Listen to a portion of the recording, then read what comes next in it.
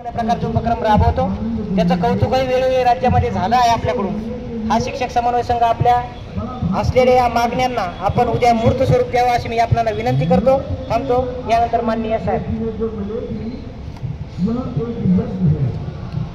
आपल्या समन्वय समितीचे अध्यक्ष आणि सर्व पदाधिकारी उपस्थित या ठिकाणी सर्व माजी शिक्षक बंधू भगिनी, खरं तर आपली मागणी मी कधीच मान्य केलेली आहे आणि विधानसभेमध्ये सुद्धा तशी मी घोषणा केली। विधानसभेमध्ये घोषणा करताना सुद्धा आपल्याला डिसेंबर महिन्यामध्ये पुढचा टप्पा दिला जाणार, जूनपासूनचा दिला जाणार हे सुद्धा घोषित केलेलं आहे आणि ते करण्याची जबाबदारी हे शिक्षण मंत्री म्हणून मी स्वतः ज्याला घोषित करतो माझी जबाबदारी आहे। परंतु अनेक वेळेला असं होतं की आपल्या वेदना मला समजू शकतात, जवळजवळ 10-15 वर्ष आपण वाट बघत होता। त्याच्यानंतर मी ज्याला शिक्षण मंत्री झालो त्याला आदरणीय फडणवीस साहेब हे त्या ठिकाणी वित्तमंत्री होते आणि आपली मागणी सुरुवातीला 200 कोटीची होती, नंतर 250 कोटी होती, परंतु मी तब्बल 1100 कोटी रुपये हे आपल्या या टप्पावाढीसाठी दिले आणि तुम्हाला पहिला टप्पासुद्धा मिळाला। अर्थात हा प्रश्न खूप काळ रेंगाळलेला होता, त्याच्यामुळे याच टप्प्याचं काम 2 वर्ष चालतं। सगळ्यांची अपेक्षा असते की आपण याच्यामधून वंचित राहू।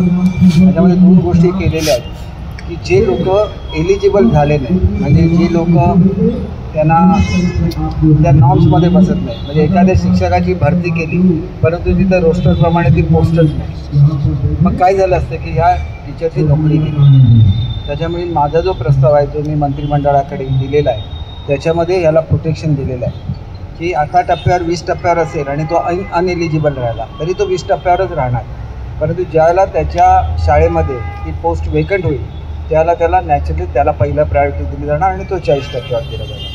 त्याच्यामुळे कुठलाही शिक्षक हा वंचित राहणार नाही।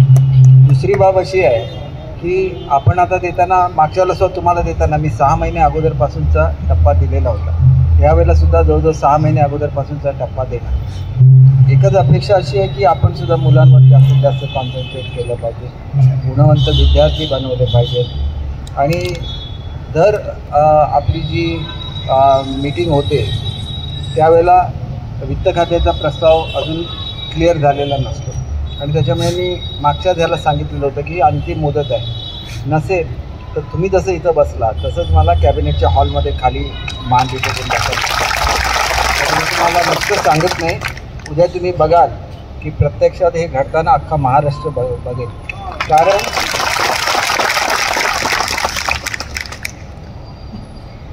कारण असं असतं की आपण जे तुम्हाला आश्वासन दिलं ते माझ्या एकट्याचं आश्वासन नसतं। कॅबिनेटमध्ये चर्चा झाली, कॅबिनेट मला सांगण्यात आलं की तुम्ही विधानसभेमध्ये विधान परिषद